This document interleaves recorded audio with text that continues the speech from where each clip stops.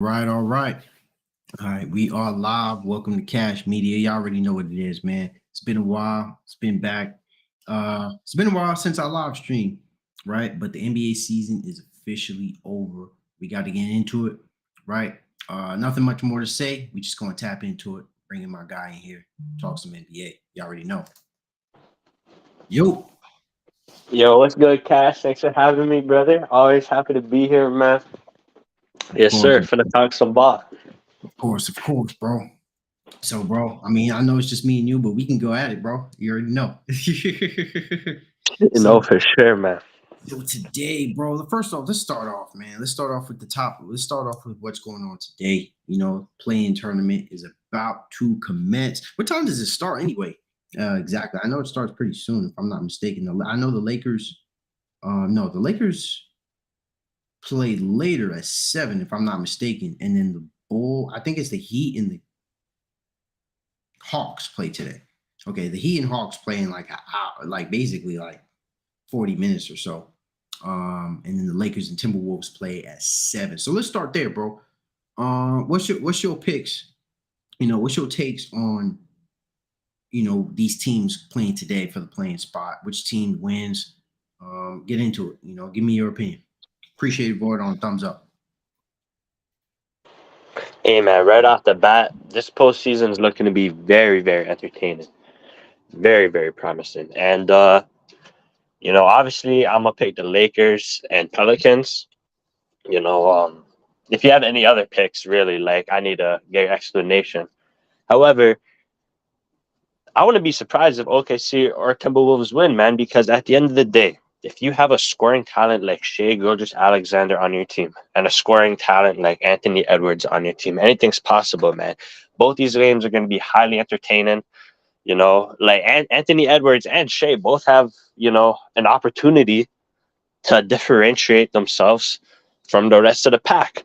If we were going to rank Shea and Anthony Edwards, we'd probably have them around like our top 20 player range. But Mhm. these two young stars have an opportunity to elevate themselves into like top 15 range. Mhm. So I'm very excited, man. But yeah, I gotta rock with the Lakers and the Pelicans. Um, One last thing. I'm rooted for the Pelicans this postseason, man. I'm a very, very huge Brandon Ingram fan.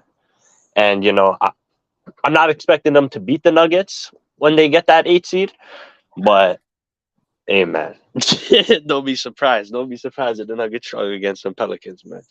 If the Pelicans go to the playoffs, I mean, honestly, it's like with the whole Pelican. Honestly, it's really weird with the Pelicans because I don't even know if Zion. The big question with the Pelicans is Zion, whether he's going to be playing this game or not. That's really the biggest question because the Pelicans, in a sense, they're not going to be or they're not at their peak. We haven't seen the peak of the Pelicans. I mean, the most recent that we had seen. I mean, even though we know that the Pelicans were the number one seed in the West at some point. That was way, way early in the season. That's when Zion was playing, right? Uh, so at least I'm gonna go back today. I'm gonna talk about the games today, right? So Hawks and Heat, right? Two teams that I would say for the most part have been somewhat struggling, but still found their way to slip through the cracks and get to the playoffs, right? Or at least in the playing tournament. Right now, we're talking about the Hawks and the Heat. The Hawks have been particularly a very mediocre team, to say the least. I mean, when you're talking about this team, being 500 or just above 500, I mean, they've had problems throughout the year. They fired their head coach, Nick McMullen. They hired former head coach, the Utah Jazz, Quinn Snyder. And then, especially, there's been a lot of news speculating around Trey Young, whether he's going to trade, whether he's going to be traded this offseason, and just hearing about, the back and forth that's been going on within the Atlanta Hawks organization, right? But that's a conversation for another day, right? Um, and to add, to even add on to that was, the front office of the Atlanta Hawks getting the green light to possibly trade Trey Young. Now, right back into the matchup. The Heat. I've always been a guy that's high on Jimmy Butler. I think I firmly believe in Jimmy Butler. I know he's gonna do his thing. He's gonna do some things. I do have the Heat winning this game against the Atlanta Hawks, but right, I could definitely see this being a little bit of a back and forth. But Trey Young doesn't particularly do well against a team like the Miami Heat because one of the driving points or one of the motors on why the Heat are able to compete, even the top teams of the East, is because of their defense. Now, this year, their defense isn't particularly great, but they can defend and they have the personnel to defend. But the biggest issue with the Heat is that they can't shoot, right? Now, I know you're more of a bigger proponent of players being able to shoot, but I look at it more as a team effort rather than trying to single it down to just one particular player or a set of guys, right? Right. In the playoff, the team has to be able to shoot better. But in this particular situation, in this particular point, the Hawks are and Trey Young in particular is very turnover prone. In the Heat, we can even kind of criticize their lineup when you really look at their lineup, and most of them is undrafted players, right? Undrafted or low drafted players. But with that being said, man, I'm gonna have to go with the Heat on this one, just because I believe that Jimmy Butler's gonna do his thing. He's gonna step up in this game. They're going to be very, very firm defensively, and I just see them moving forward thus far. Now, as far as the Lakers and Timberwolves is concerned, we are aware that, or at least I'm aware that Rudy Gobert will not be playing today. But the Timberwolves, man, they've just been a stock market all year round, right? I mean, the Lakers included, to say the least. But the Timberwolves are in a very, very awkward situation, especially being away and not playing with their, or I would like to say, one of their best defenders. But honestly, I was never really that high in Rudy Gobert, to say the least. But they're going to be playing without him. Karl Anthony Towns is prone to getting fouled out, especially in playoff games, right? And it's not the same personnel that we had seen in the past, right? Patrick Beverly, even though he's not a stat pattern, he's not putting up outrageous numbers, but for the most part, he was a motor. He was part of this team that drove, their inspirations, their ambitions to somehow make the playoff, right? But we're dealing with a different personnel, right? The Timberwolves had given up 5 first-round picks for Rudy Gobert, which is completely freaking outrageous, and to not even have this guy in the play-in tournament, right? A critical game that they're going to need in order for them to make the playoffs, right? So, yeah, I'm going to go with the Lakers. I have the Lakers. I do have the Lakers going to the playoffs, right? I don't think there's really much to really say about that. I don't think the Lakers are going to lose 2 straight home games, right, at home. But with that being said, yeah, man, I got the Lakers. Yeah, man, for sure. Lakers are a really good team, man. Just to take a trip back to memory lane. That Rudy Gobert trade was so broke that it broke the whole trade market, bro. It did. It Like, did. there's like back then, like you could get a star player, bro. Like 5 years ago, you could get a star player for 2 first-round draft picks. Yeah. Like trades with 5 fucking first-round picks, like that's not like that doesn't really happen, bro. That was a crazy ass trade, but yeah, man. You got the Lakers winning tonight. And just going back to that Heat Hawks game because I didn't have much. I didn't really say much about it when Mm, we opened it. mm, Um, at the end of the day, man, I don't have the Hawks making the playoffs because the issue with Trey Young, which is really starting to show itself this season, is that if you put a guy like Jimmy Butler on Trey Young, it's cooked. Like mm, it's cooked, bro. Like it's wraps. If you, like even if the fucking Hawks played a team like the Raptors, put OG on Trey Young, it's cooked. Like it's cooked, bro. Like unless this guy's hitting logo threes, which he's not going to, it's cooked. mm, I think we come to a point in time where we need to realize that um what's his name? DeJounte Murray mm, is probably a better player than Trey Young is.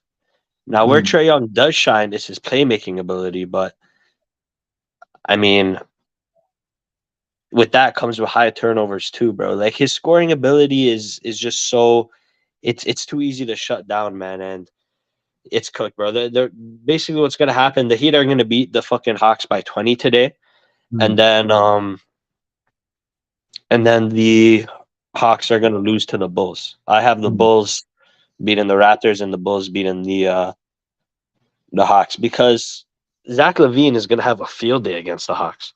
mm, You know, and even if the Raptors beat the Bulls, which I could also easily see, mm, again, put OG Anunoby on Trae Young, it's cooked, bro. And Trae Young's in such a crazy position right now because the Hawks don't even want him no more. The Hawks realize who Trae Young is.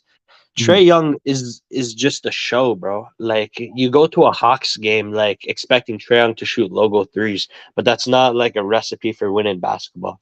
You know, mm, at the end of the day, Trae Young's a nice player, but he can't be the best on a team. You mm, know, what I think should happen is I think whatever team gets Victor Wembanyama should trade for Trae Young immediately because mm, his value has really gone down. And I still think Trae Young is a top 8 point guard in this league. You know, mm, if is he a top 8 point guard? I don't know. I don't know. I'm gonna have to think about that. I'm gonna have to mm. think. I'm gonna have to really sit down and think about if Trae Young's a top 8 point guard. I mean, in my opinion, I would have to evaluate the point guard position because we already know that it's deep as hell when it comes to point guards. Um, but he definitely took a slip. I would definitely say that he took a slip this year. I mean, people are gonna bring up the numbers and say, "Oh, but he's averaging 20 something and damn near double assists." But percentages do count to say the least. I mean, Trae Young for the better part of the season was just not really shooting well, from the floor, right? And so if I were to give you some numbers, if I were to kind of tap in and give some numbers, uh, on what Trey Young did this year, even though he averaged 26 points, 10 assists, he was shooting 42% from the field and 33% from three. Right, that in itself is horrid, especially coming from your star player, like something like that. That's damn near like rookie numbers, but it wouldn't have been this good, But give or take, he is the point guard. He is playing at the point guard position, so he does have his hands on the ball. He has the highest usage rate on the team, so that in itself, man, he has no one to blame with his poor shooting percentage this year, but himself, right? Now we can go into the situation with the whole Trae Young trade, the whole draft scenario with him and Luca. We could talk about that for another day. I think that would be a great topic to discuss later on. But right, as far as like Trae Young being the top 10 point guard, I mean, I would say this year, like I said, he slipped. I would have him probably like at the bottom 10, but I think this year, I mean, I don't have the Hawks making the playoffs. I think I have the Heat winning today, right? Like I said, I have um Lakers winning today. I got the Raptors beating the Bulls, right? I think that's where I disagreed with you. And then I have OKC beating the Pelicans because if I'm not mistaken, Zion Williamson will not be playing that game. But I find these two games on Wednesday to be very, very. I found them to be difficult to pick, strictly because I mean I'm not. I can potentially see the Bulls pulling through and becoming a playoff team. But given how the Raptors, and their makeup, I mean, they have a lot of interior depth. Pascal Siakam, OG Anunoby, Jakob Podol, Boucher, Precious Achua, right? Fred Van Fleet, he hasn't shot great this year neither. But I mean, he could still go off and have a pretty decent game, right? And even to an extent, Fred Van Fleet. So with the Raptors, they can defend and they can also, get good looks, get good shots, with the exception of their back court, right? And then in the Thunder and the Pelican situation, I've already spoken about the whole Pelican side of things. On they're fluctuating, so I don't know what I'm going to get from this team game in and game out. But as far as the Thunder, I mean they're playing with house money. They're a young team. They have literally nothing to lose. Chet Holmgren hasn't played the entire year, but yet the Thunder were one of the teams that were supposed to be looked at as a team that was going to be a lottery pick team, but That's not the case. The Thunder, they got a young squad and they doing their thing, bro. Like, you got Jason Williams, who's damn near a rookie of the year, or he is a rookie of the year candidate, but he's in the ladder for rookie of the year. I believe that he's above Walker Kessler, but under Paolo Banchero, as far as that's concerned. Josh Giddey definitely contributed in so many different ways. Lou Dort, even though he's brick city on the offensive side of the ball, on defense he does pack a punch somewhat on the defensive end of the court. But with that being said, OKC is still a relatively young team, but I'm picking them to get the upset tonight. Hey, Cash, that's a mistake, my friend, and it's crazy because I have the Bulls beating the Raptors, and I have the Pelicans beating the Thunder. But I'm from Toronto, Ontario, so I should be rooting for the OKC upset, and I should be rooting for the Raptors to beat the Bulls. You didn't pick them this time. You picked I, I, Chicago. I didn't, and like OKC, Shea Alexander. Yeah, bro, that guy, that guy's from like he's an hour. He was born and raised an hour away from where I live, bro. So this guy's a legend where I'm from. Believe me. But yeah, man. At the end of the day, what it boils down to is I think Shea's gonna do his thing. I think he's gonna give you 35. Like Shea's a star. Brandon Ingram might go for 40, bro. Like at the end of the day, like I said earlier, Shea and Shea Gilgeous-Alexander and Anthony Edwards, the two teams, the two guys in the play-in right now, the two young stars that have a lot to prove. Both those two players, I have them around my top 20 range. Brandon Ingram's top 15. Brandon Ingram's pushing top 10, bro. I'd like again. He's giving you 24 and 8. He's giving you 24, 8 and 5 or whatever he's giving you. But it's the way he's giving you that 24, bro. Brandon Ingram's built for the playoffs. Brandon Ingram's a baby Kevin Durant. Brandon Ingram is, as of right now, Brandon Ingram is better than Zion. He still is. And this Pelican team, they're the funnest team for me because CJ McCollum and Brandon Ingram, if they're hot, they have the possibility to upset the Nuggets, bro. And like take that with a grain of salt because I'm not picking them to beat the Nuggets, but I'm saying if CJ McCollum and Brandon Ingram are in their bag, they could be anybody. When you have two scoring options like that, they could be anybody. And people forget about CJ too. People want to, like I said, people want to push out the old generation to make room for the new guys. But last time I checked, it's not like CJ fell off. So I'm very high on this Pelican team, even without Zion. No, for me, I think that's where we're different, bro.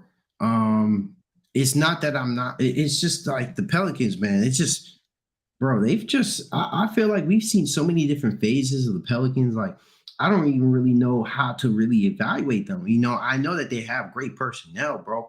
With McCollum, Ingram, Herb Jones. I don't know if Alvarado is playing tomorrow. That's going to be different, right? And even Trey Murphy. I mean, so they do have some dogs. Trust me. I know they got some players though, bro. But so do the Thunder, right? And I'm not picking one or the other to say which team is better because I honestly think, they're like, the scale isn't really balanced for one team more than the other, especially since, the Pelicans. Let me see. I think the Thunder are a better defensive team, if I'm not mistaken. I was just looking at it though too. Let me see. Come on now. Yeah, the OKC was like 12 or 13 when it came to defense. If I'm not mistaken, right? Who's gonna guard Jonas Valanciunas? Huh? Who's gonna guard Jonas Valanciunas? Fucking what's that guy's name? You bring up Valanciunas, like this dude is a beast, bro. Like I picked him up a couple times in fantasy. That man ain't gonna be putting up the numbers that you think. Yeah, but OKC is 13. It's because they don't play him, bro. Huh? They don't play him, and this guy averages like 24 minutes a game. You know that. No, I mean, shit. That's gonna go up to 35. I mean, honestly, bro, I agree. I mean, I feel like he should be playing more. I mean, he's a body, he's a big man, especially in the West. When you're slim on efficient and all NBA big men in the West. I wouldn't blame you though. I mean, look, it's not like trust me, it's not like I'm saying you're the Pelicans is a shit pick. They could win it, and honestly, with Zion, there's no doubt about it. I would pick this team to win the West, but it's only because I look at OKC and I'm noticing the late season momentum that they have that they've had that they've picked up. So really, it's just gonna have to come down to just this one game for them to make the play-in. Or at least no. I think for OKC's sake, I think they have to win 2 games if I'm not mistaken. Yeah, I think they would have to win 2 games. If I'm wrong, because if they win this game, they would have to. I believe they would have to go against whoever loses. They would have to go against whoever loses against the Lakers and Timberwolves. So Yeah, I guess whoever loses that match will go against the loser of Thunder and Pelicans, and then the winner, right, of each team would face against each other, which I think that's the case, right? So, and then they go out for like either 7 or 8, and then whoever 7 or 8, whatever, and then the other matchup is going to determine this 8th or 7th seed or whatever, depending how it wraps up. But I mean, with the Pelicans, though, I agree in a sense where you say the Pelicans would be a matchup nightmare for the Nuggets. I think a lot of people would probably agree with that, especially with Zion on the floor. The way how the way he's just so aggressive and getting to the rim, his style of play, like the ceiling is so high with the Pelicans. But the problem is, man, we've said this in the past. Like Zion is just cannot stay healthy on the court. And beginning of the year, I was one of those people that was definitely saying that Zion could have been an all NBA player. And it was definitely looking like it was going to go in that direction. yeah, he was an Right. all-star this year.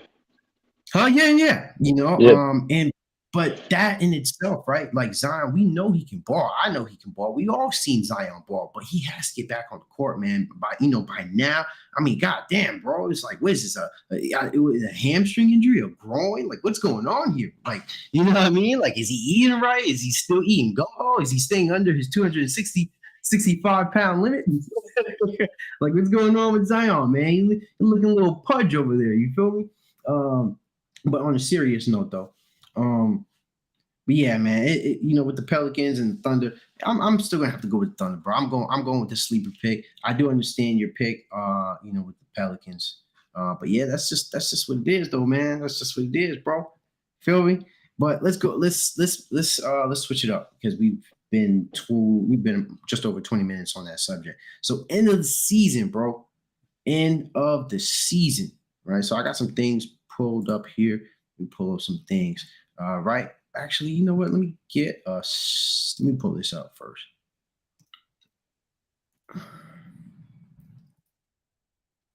Right, it's right here. I don't know if you can see it. All right, so this is just the schedule for the play-in, or at least, for the playoffs in general, right? Past the play-in. So we already know Bucks are going to go against the eighth seed. Nuggets are going to go against the eighth seed. Grizzlies 7. Suns and Clippers are going to go against each other. That time and channel is going to be determined. Warriors and Kings are going to go against each other on Saturday. Knicks and Cavs on Saturday.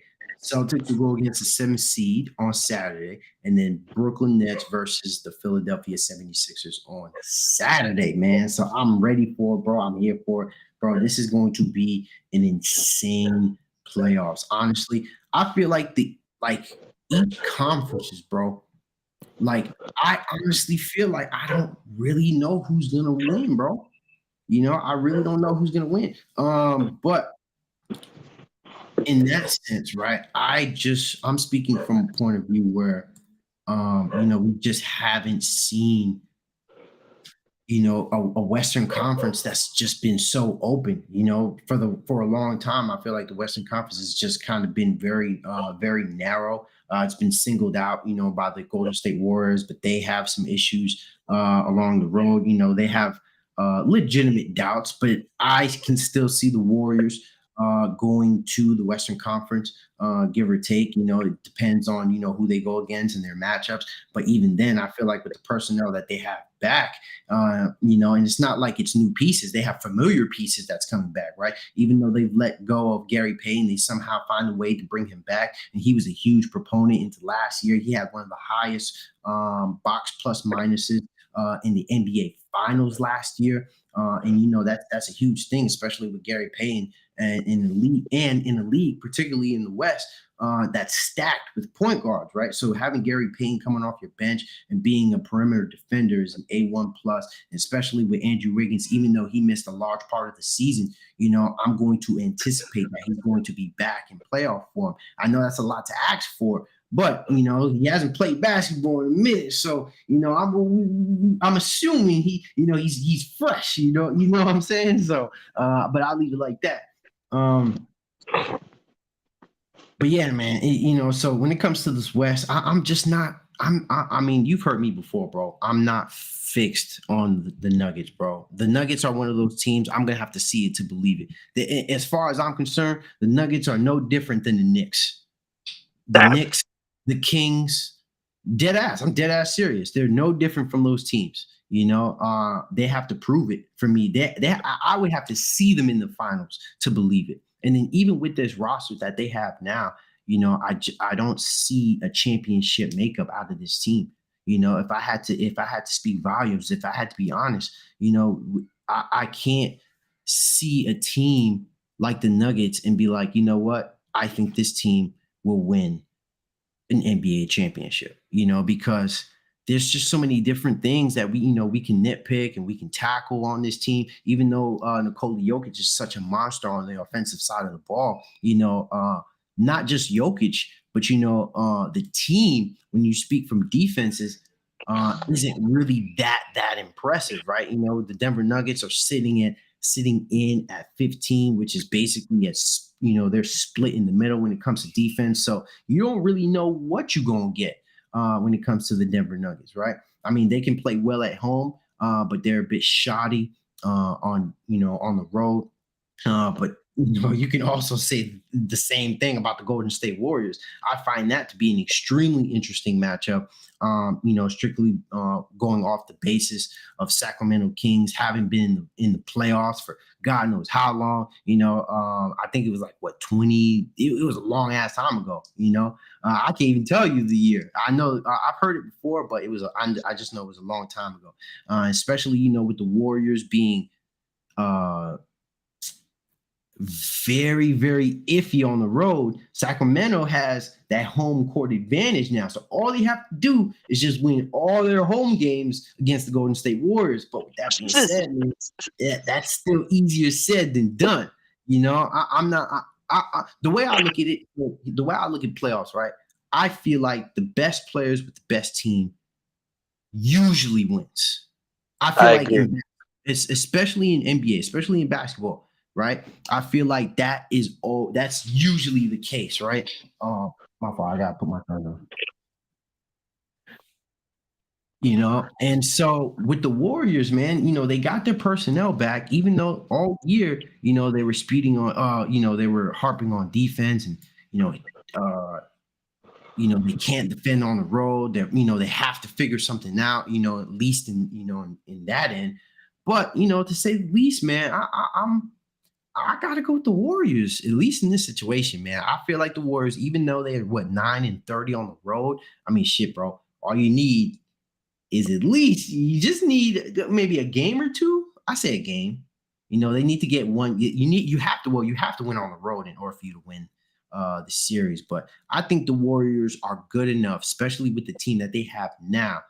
They can win 2 road games in this series. Now, if we're talking about further on, like later on, in the playoff, then we talking a whole different argument. But we just gonna leave it at this first round. Feel me? Hey man, that was a great NBA analysis by Cash Sports. You know what I'm saying? This guy made a lot of valid points. I agree with mostly everything you said, to be Mm, honest. mm, Yeah, man, just to say something real quick, take a different route at this approach. when I was, listening to you talk about all this and like hearing you, what came to my mind is, damn, like both conferences are insanely talented. Cash, like I know you remember, bro. You have high NBA knowledge. If you go back 3 years ago, who was the bottom seed in the East? It was the Magic with like Terrence Ross carrying that squad. Like Mm, Terrence Ross was the best player on a playoff team. Even 3 years ago in the Western Conference, who was at the bottom of the West? It was DeMar DeRozan Spurs. Come mm, on, man. Like mm, those teams, well, we knew those teams were some goofy ass teams. Now if we look at the bottom of each conference, you see respectable ass teams. The Warriors are the 6th for crying out loud. But hey, man, poor Sacramento fans, bro. You played that well all season. You get the 3rd seed, and you have to play the reigning champs. Yeah, the Warriors gonna run laps on them, bro. Like the Kings don't stand a chance. Warriors probably win that in like 6 games. And another thing about the West too, Cash. Even though you mm. have all these teams, this bundle of talent, I'm really excited for the Grizzlies. Kawhi's healthy, but even with all that said, Cash, like me and you both know what's gonna happen in the West. Kevin Durant is Kevin Durant. This guy, Kevin Durant, is a 7 foot monster. And oh shit, I took my camera. This guy, Kevin Durant, is a 7 foot monster. And when he hesitates and then goes for the dribble pull up, there's nothing you can do. He rises for the shot, and when he rises, no one's there below him. No one exists. So, hey man, we could talk. I could talk forever about the Suns, Mm, but basically, if you look at the brackets, the Suns are going to face the Nuggets in the second round. Going mm, back to your point about the Nuggets basically being the Knicks in the East, mm. Well, not not a in a damn literal soul sense. thinks the Nuggets are beating the Suns. Not in a literal sense, but I'm looking at them in this sense where I'm saying like the Nuggets are like the teams like the Grizzlies, the Kings, the Knicks. Like I Yeah, wouldn't go as far. I mean, the Grizzlies, I would have a little bit in a special situation. Um, but I look at those teams as if like, hey, if you're gonna pick this team, if I'm gonna pick this team to go to the finals, I have to either one have to realize that they've been there before, or two, they have to be playing like it. Now you already know my opinion. I don't feel like they play like a championship contending team, right? Even though they are a playoff contending team. But yeah, and as far as like the whole Grizzly situation, I spoke highly of the Grizzlies in the beginning of the year, but right, or I think a lot of things changed, over just the past week or so, or even a month, right? Because Brandon Clark is out with an Achilles injury. Steven Adams was just it was just notified this week that Steven Adams will miss the postseason. So that's a big hit when it comes to your interior defense. And then so that's just going to leave good old JJ Jerry. got it. Hmm? Jaron Jackson Jr. got it. I mean, you're saying he got it, but I mean, he has problems with foul trouble too. Even though Jaron That's Jackson Jr. overrated, bro. No, it's not underrated, bro. It's overrated. No, it's overrated. Especially in the playoffs, bro. It's not overrated because especially in the playoffs, teams can take advantage of that. Just like we've seen it last year with Jaron Jackson Jr. too. We've seen it last year with Karl Anthony Towns. If they know a guy has has a problem with foul trouble, they're gonna try to attack you aggressively, right? At the end of the day, the Grizzlies are the best defensive team in the West, and you know it, and I know it. Cash, the Grizzlies gonna be playing the Lakers first round. You know it, and I know it. So the question now becomes, which team is better? And I got to roll with the Grizzlies, man. And to give your Lakers credit, this is a team that has won 9 of their 11 last games. Mhm. In the playoffs, one of the best, determining factors is momentum. And the Lakers are Mhm. the king of momentum. They have all the momentum in the world, which is why a lot of people have them going to the finals. This guy Kendrick Perkins came out and said the Lakers will be in the finals, and I'm like, damn. However, bro, I like this Grizzly team. I don't Mhm. think I don't think the Lakers can beat the Grizzlies. I don't. I mean, I got a rebuttal on that, man. I got to fight back on that. Even though, right, I understand the matchup between the Grizzlies and the Lakers. In all honesty, if I'm the Lakers, I would bust my ass to win this game, right? I would knock it out the park. Because wait, do the Lakers play? No, I don't think the Lakers play again if they win today, if I'm not mistaken, right? They do play again. Okay, They all would right. play So the winner of OKC versus Pelicans. okay, all right. So if they win today, right, they're damn near in the they're firing they're short into the playoffs, right? But then they play another team, which would be the winner of the other game, and then that would determine their seeding. Now, No, like I no, said, no. Cash, that ain't right, my G. If the Lakers win today, they play the Grizzlies just like that.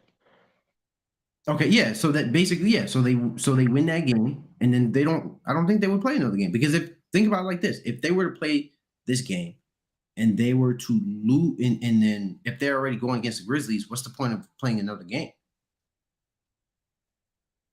No, they don't play another game. Like once, Yeah, like if the that's yeah, what I said. If they yeah, yeah, win yeah, today, yeah, yeah, they wouldn't play another game. yeah, and then the So Grizzlies would play Lakers in a 4-game series, a 7-game yeah, series. Yeah. yeah.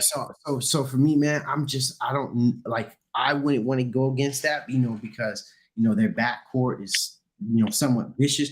But I think the Lakers have the personnel to somewhat defend that, right? I mean, I feel like if they had Brandon Clark and Steven Adams, that would have been a very good offset against a team like like the Lakers.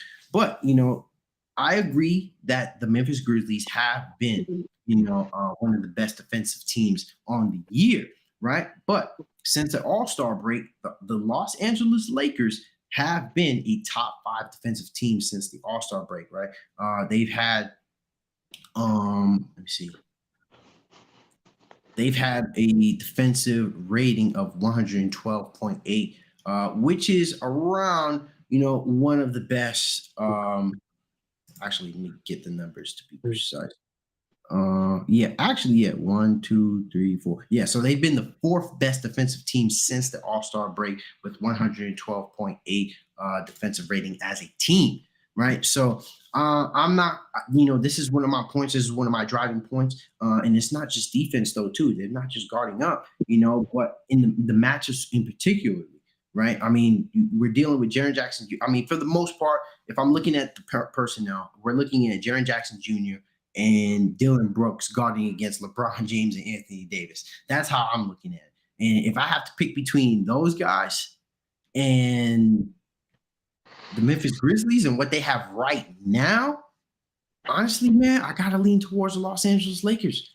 I gotta lean towards the Los Angeles Lakers, especially with the personnel that they have, that can counteract, guys like, they have young players that can guard against John Morant, Desmond Bain, some of these guys in the post. And then, Anthony Davis and Jerry Jackson Jr. is going to be going toe to toe doing their thing, right? And I do firmly believe that, Jerry Jackson Jr., even though he's going to have his numbers, he's going to do his thing. He's going to show why he deserves Defensive Player of the Year this year. But I don't think that will ultimately shut down Anthony Davis. I do believe Anthony Davis will have some bad games here or there. But nonetheless, I think LeBron James and Anthony Davis are going to shred the basket without those guys. Even though Jaren Jackson Jr., like I said, he is a defensive wizard, but I feel like that's putting way too much on Jaren Jackson's shoulders for him to have to guard Anthony Davis and protect the rim. And Xavier Tillman, he has been, stepping into the starting lineup, and he's been better thus far for this team. Not better than Steven Adams originally, but he's fulfilled the role to some level of degree. But with that being said, I just feel like that's just a lot of responsibility for Jaren Jackson Jr. to be protecting the rim against somebody like LeBron James and Anthony Davis. See where I'm coming from, Cash, is that I have John Morant in my top 15 at this point. You know, he's probably around that 14, 13 area. And like the Lakers are gonna make John Morant look like a top 5 player, bro. Like I'm telling you right now, like y'all gonna have no answer for that boy. And I'm not a John Morant fan, but Mhm. I do have to give respect to respect's due. This Mhm. guy, like at the end of the day, Lakers are an old team, and like if you think that LeBron James is going to be getting chased down blocks against John Morant at this point in his career, then my friend, you are you are greatly mistaken. No, I don't think I'm mistaken. I mean, we've seen it for damn near 20 fucking years throughout his career. I can see a couple swats from the back, here or there. But to Against say John the least, Morant, yeah, what do you mean, bro? nah, Come he on now, too fast, bro. He gonna be making LeBron look like a bro. pylon. I get At that, right? year, And I get that because I'm not arguing against you to say that John Morant is going to go off, but I think you're underestimating the Lakers' ability to guard. Right? We've seen somebody like Jared Vanderbilt even put the clamps on somebody like Luca. Right now, I feel like those are two different, completely styles of play. Right? You have John Morant, who's a little bit more electrifying, quicker, better slasher to get to the rim as opposed to Luka Doncic, who plays a very slow ball, gets to his spot, takes advantage of certain defenders and matchups, right? Which is a completely different game when you're talking about defense. But Jared Vanderbilt is still a young guy, still a lengthy guy, and I feel like the Lakers have enough depth to at least throw in his direction to alter, his shot. Because remember, bro, this is a 7 game series now.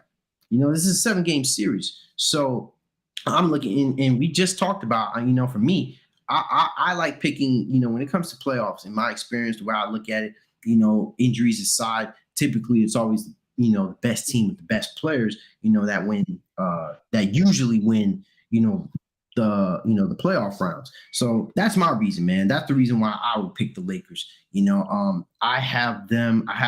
do have the Lakers losing in the round versus Warriors. That was an extremely hard pick to pick the Warriors. But with that being said, I mean, the Warriors have a better record than the Lakers thus far. They would have more home games than the Lakers in that series. And even though their shooting would just completely, their shooting is out of, is leagues apart when you're talking about the Lakers, especially if we're factoring in free throws. That would also kill the Lakers on that end also. So that's one of the reasons why I had to go with the Warriors, though. it's crazy because I had the Grizzlies beating the Warriors after the first round, Mhm. and when I had them in the Western Conference Finals, I said to myself, damn, like I wasn't hot on the Grizzlies all year. Like I barely even talked about these guys. But Mhm. then again, I think matchups are very, very important. If the Grizzlies played a team like the Suns or even the Clippers, then yeah, I would have them beating those guys. Mhm. But I just look at the Grizzlies and I think that John Morant's going to run laps around the Warriors, and he's especially going to run laps against the Lakers. Mhm. And like Draymond Green wouldn't be able to guard a guy like Jaren Jackson Jr. Mhm. But hey, man, I don't want to hype up the Grizzlies too much. I just want to let you know that I do have the Grizzlies going to the Western Conference Finals and losing to the Suns.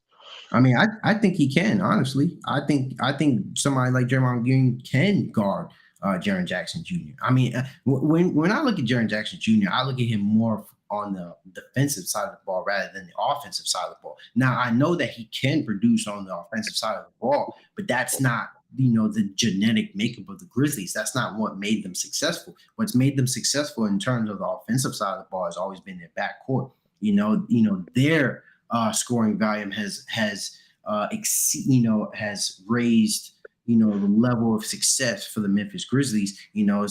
Is a huge testament to what John Morant and Desmond Bain have done. But it's been a team collective, right? It doesn't just come down to these two guys, because you could say Jaren Jackson Jr.'s role is just as important as any other player's role on this team, right? But I've seen Draymond Green, but I know this is still up in the air because the Warriors haven't shown that consistency throughout the entire year. But we've seen a team like the Golden State Warriors be one of the best defending teams with this current personnel, with the roster that they have now, right? So that's the reason why I feel like the Warriors will, they'll get themselves back into shape. They got their guys back. They're healthy, which is the most important thing. And I think the Warriors can do something this year. Now, going to the Clippers, bro.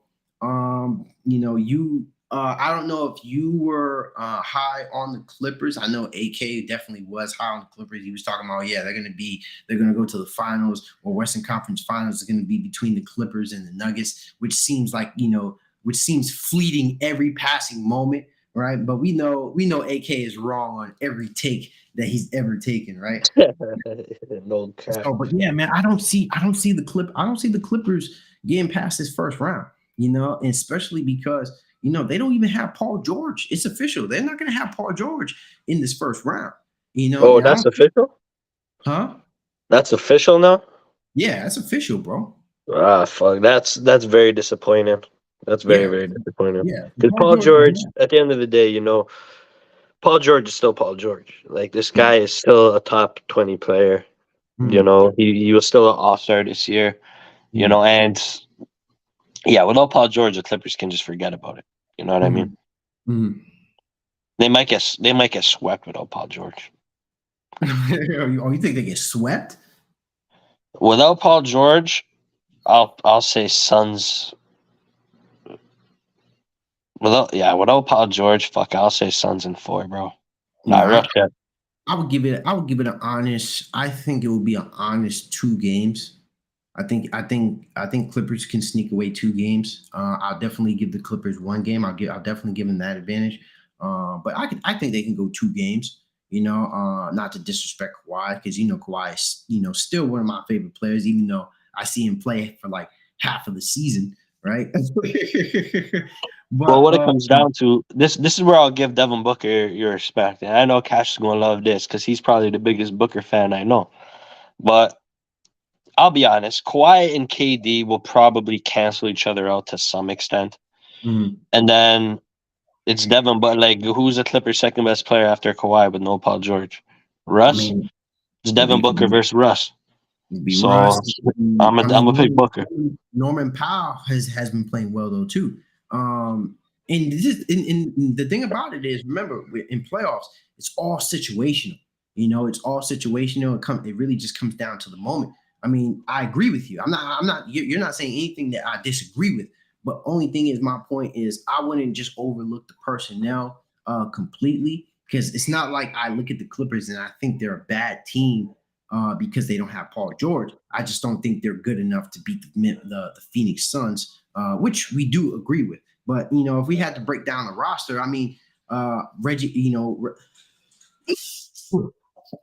Russell Westbrook, I got to be fair on that analysis. Oh, hold on. If you told me that you could put Paul George on Kevin Durant and Kawhi Leonard on Devin Booker, I'd say, okay, you know what, you have an argument. But you can only put Kawhi on one of those two guys. Yeah. That's where I'm coming from. Yeah. No, I agree. I agree.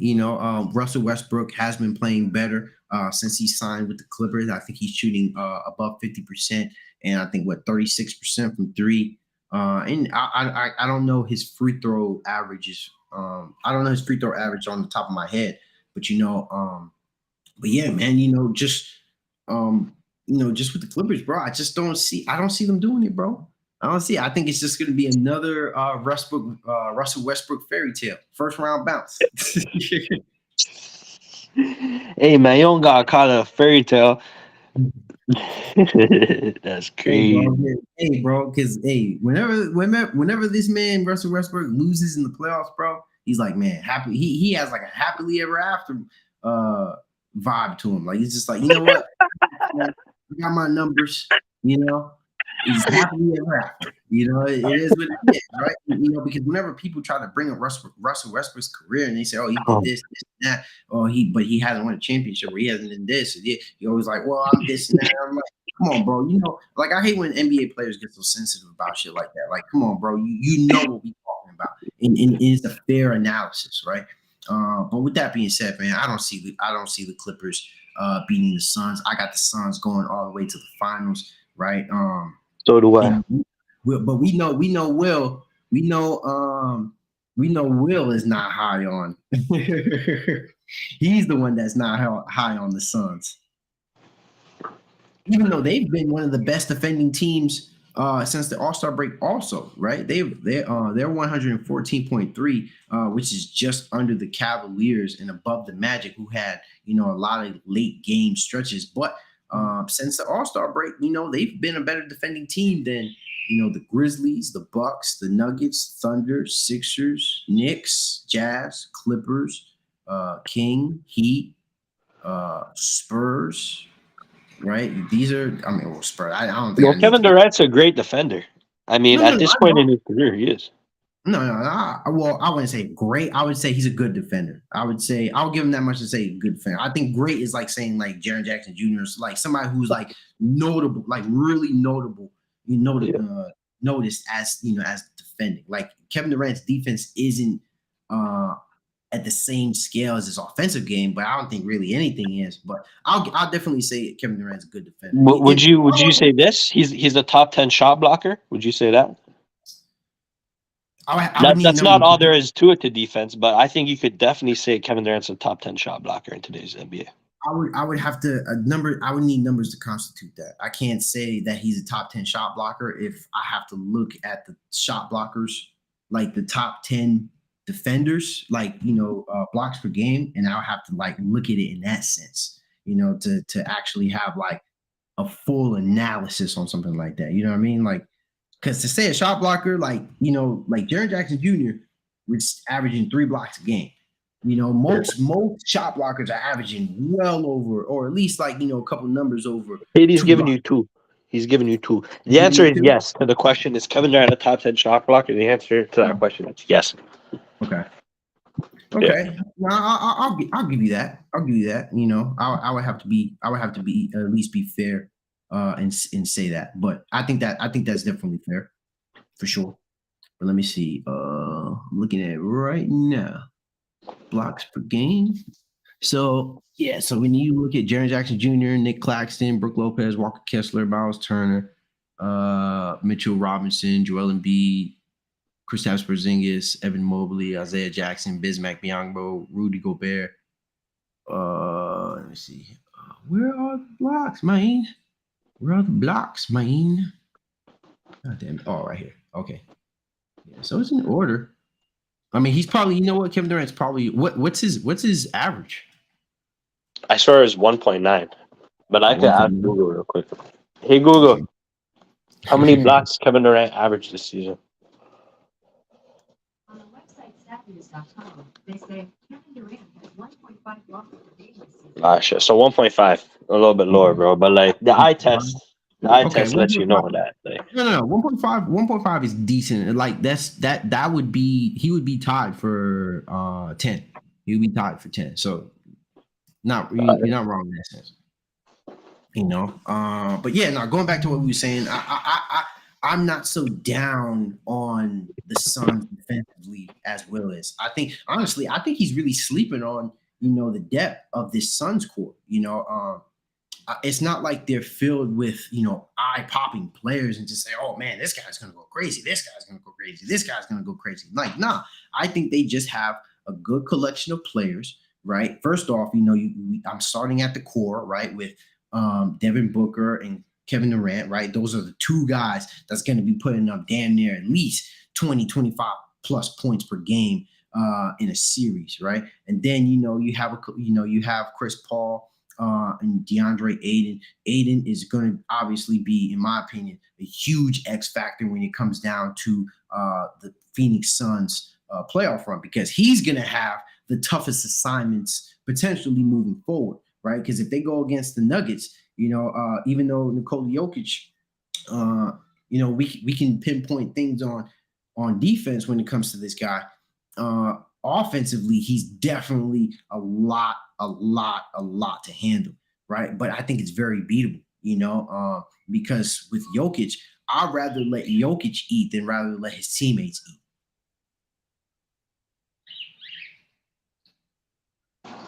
no, that's a very fair point, man. That's a very fair point. And 2 years ago or 3 years ago when the bubble happened, that's when DeAndre Ayton bitched Nikola Jokic. We gonna keep it a Yeah. stat. They sweeped his ass, No, and not in the DeAndre bubble. Ayton outplayed him. It wasn't the bubble. It was the year. It was the year afterward.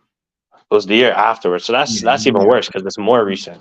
Mm. So yeah, man, yeah, the Suns team is undeniable, Cash, and I'm glad to hear you basically say everything that I think, and I got nothing really to say. You said everything perfectly, man. Mm. Yeah, because when you got like T.J. Warren, Shamit, Cameron Payne, Bismack Biyombo, like and I've said this previously on another podcast, bro. Like most of the time, like a lot of those players that we're talking about when it comes to depth, they're not playing those teams. I mean, those players, like most of those players aren't playing. Like at a if you had to give like a fair assessment, at best, you would probably see like maybe 3 to 4, maybe 5 guys, from how many players are on the NBA roster? 14, 12? Yeah, 12? yeah, So anywhere, yeah, 14 actually, 14. yeah, so at best, man, like especially in competitive games, I could see like maybe 3, 4 of those guys really getting some bench minutes.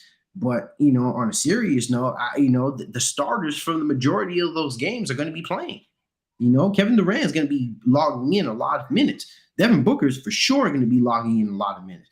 And I have no doubt about it that DeAndre Ayton is probably going to get a lot of time with bench players to try to get him, to try to get some fire swept, try to get an ember for DeAndre Ayton.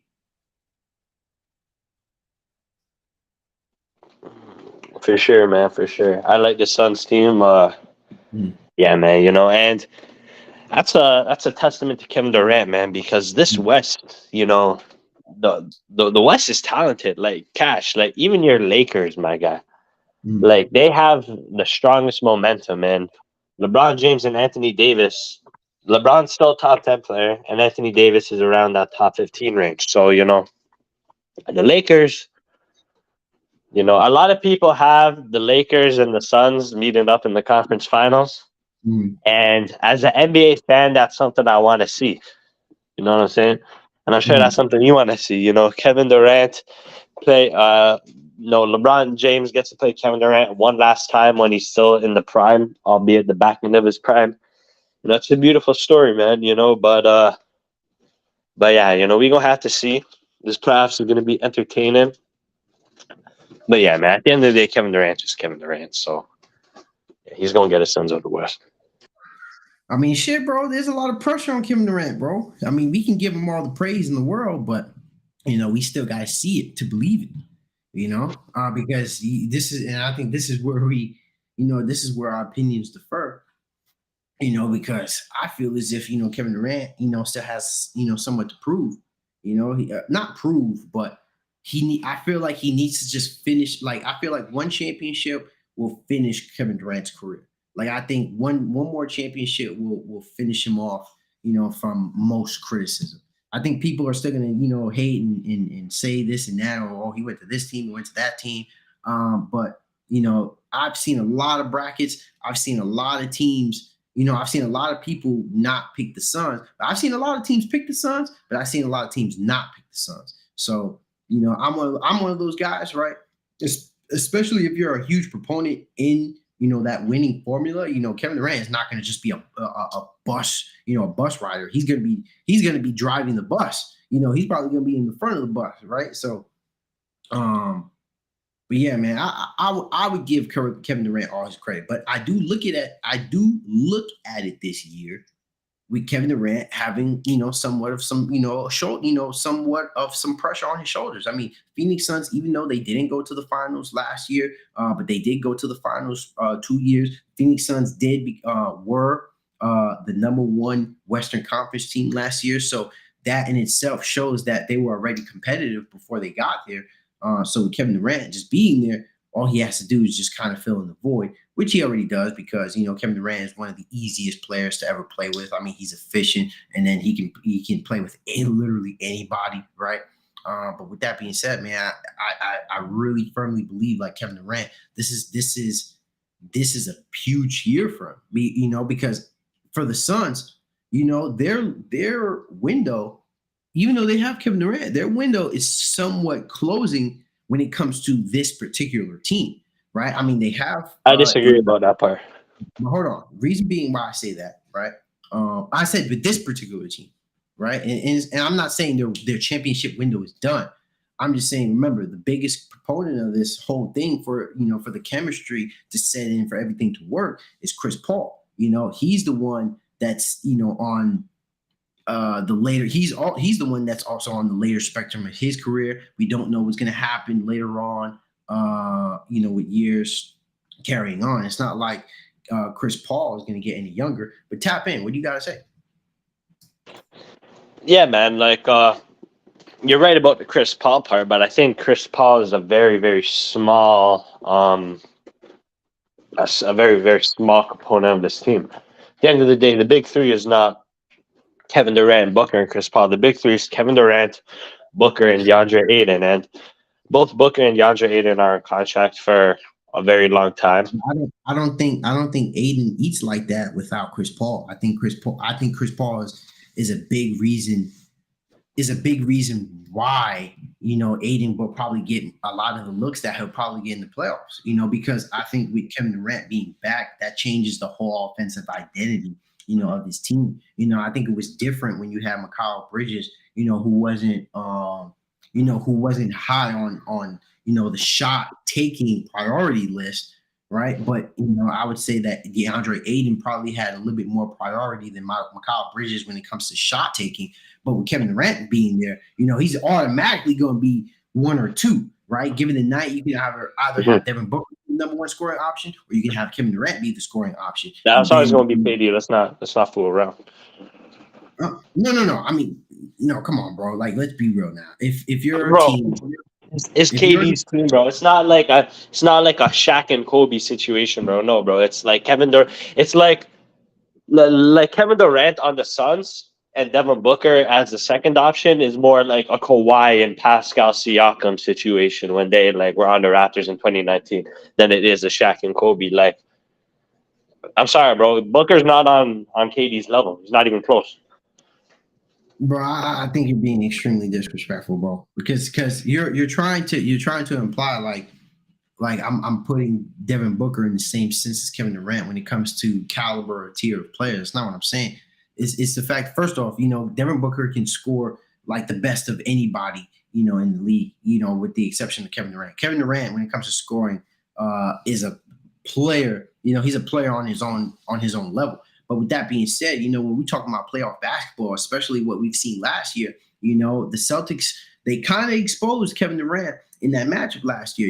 They showed teams how to defend Kevin Durant. Now, is it easy? Absolutely freaking not, right? That's going to be a hard assignment in itself. But with that being said, when you have Kevin Durant, who's going to be taking a lot of the defensive load, that's going to open up a lot of opportunities for somebody like Devin Booker because he's going to be guarded by the second best defender on that team.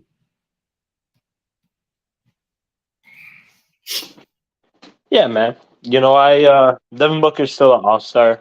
I don't want to disrespect Booker, but yeah, so I'm not going to do that. I'm not going to say anything about Booker. But going back to Chris Paul, Cash, I agree with you. Chris Paul, DeAndre Ayton will not be getting his 18 without Chris Paul. At the end of the day, every team needs a playmaker. And Chris Paul as a decision maker is very, very instrumental to this team. Mind you, I'm actually, I think I value playmaking very high on CashSports podcast. I give playmaking a lot of credit. But what I'm saying is, when we talk about the future of this team, if you got rid of Chris Paul and brought in a player like a Mike Conley, I think people would still have the Suns coming out of the West. That's all I'm saying. Swapping Mike Conley for Chris Paul, it's not really, it's not really gonna change too much. I beg to differ. I think we can agree to disagree. I don't think Mike Conley's a bad player, but that in itself, that's I feel like that's a deep argument. I mean, clearly Chris Paul, Mike Conley isn't the player Chris Paul was at his prime, but Chris Paul clearly isn't in his prime. So, but I don't think that's an easy plug and play, man. I mean, Mike Conley would be a good pick. He would be a good decision if you're going to swap somebody out for Chris Paul. But I feel like if you're going to do something like that, I feel like you might as well just go a little deeper in a sense. I feel like you should probably go get a little ambitious if you're the Phoenix Suns. Try to go after somebody like I would prefer that Damian Lillard, in my opinion. I've harped on that for a very long time. I feel like that Damian Lillard would be a crazy fit for the Phoenix Suns. But with this new CBA deal, I think they're gonna, cut that shit in half. They're gonna cut that shit out.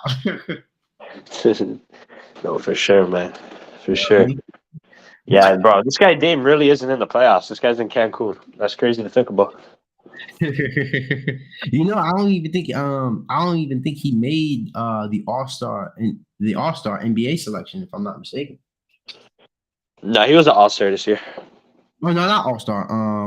All NBA selection. Like I think I saw something where he made a comment. I think there were probably some votes that were leaked and showing that Damian Lillard possibly didn't make the All NBA selection. But I gotta see it though. Hey man, you didn't have him on NBA. I didn't have him. I don't think anyone had him on CashSports when we did that. Yeah.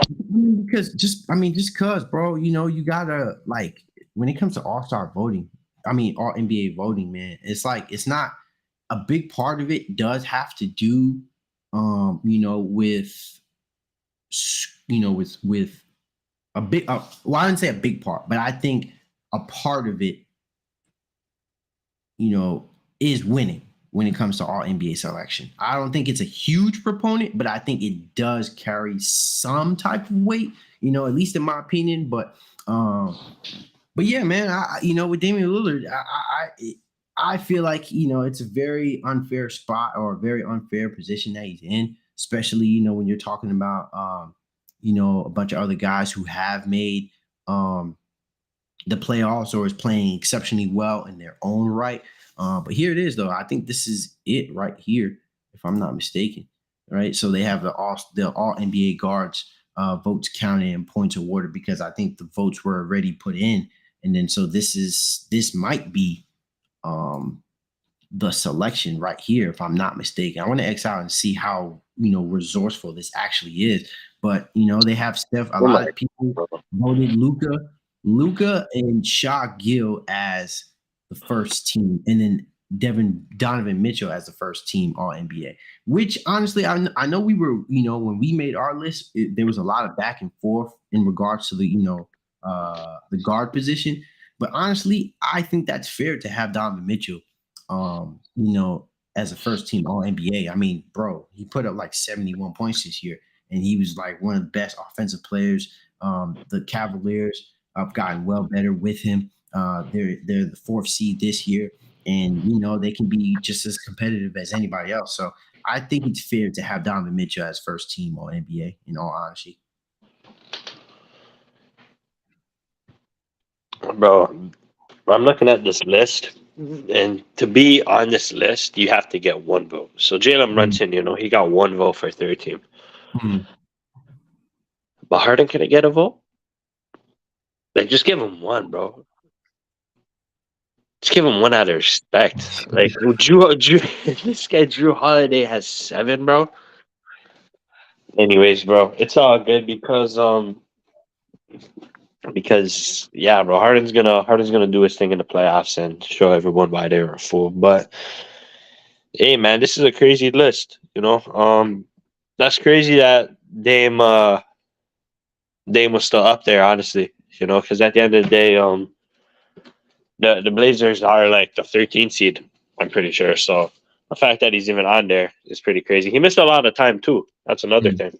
He missed a lot. It's not only that, his team's the 13th seed. This guy, damn, I swear, played half the seasons. I might be tripping on that, but hey, man, when I was looking at the schedule every day this season, there are far too many times where I didn't see Dame Lillard's name in the starting lineup. Yeah. Nah, I know what you mean. Bro. Hey, but this play-in just started, bro. So I gotta tap in. I gotta tap into this. But We're gonna tap in later. I'm gonna be asking some more questions in the Discord to try to get like a better scheduled time for you guys because I want to have to like schedule our debates. I know I've been saying that though, bro, but my schedule changes like every month with school. So just swing in the Discord, just swing like your, like the best available times you like to stream. But for this month, at least for the most part, a lot of these are going to be like in the middle of the day or around this time. Yeah, man, that's cool, bro. That's cool. That's all good, bro. Yeah, bro. I'll let you know, bro. But hey, man, it was fun on Cash Sports. You know what I'm saying? Hey, man. When you watch, who's playing today? The Heat versus Hawks. Yeah, they're playing. Yeah, they're playing right now. Hawks are up. I think at some point it was like 15-9. That's crazy, bro. Hey, man. Trae Young has a chance to cut that noise. So we'll see what he does. But Definitely, bro. put Jimmy Butler on Trae Young. It's cooked. It should be cooked. I'd be surprised if he gets 20. I mean, the game just started, so Hawks are up by 10, bro. So yeah, I gotta watch Hawks are up 10. That's a decent amount. Shit. I mean, hey, bro, it's only the first quarter, bro. It ain't over till it's over. All right, man. I have fun. Got you, bro. All right, y'all. So there you have it. There it is. Cash Media. Thank you guys for tuning in. We're going to tap in. Hey, go watch some basketball. Go tune in. And also, let me know in the comment section, who do you guys have going to the playoffs, from this playing tournament. And also, you know what? Drop your NBA champions while you at it, right? So like the video, subscribe to Cash Media, and again, have a wonderful, wonderful day.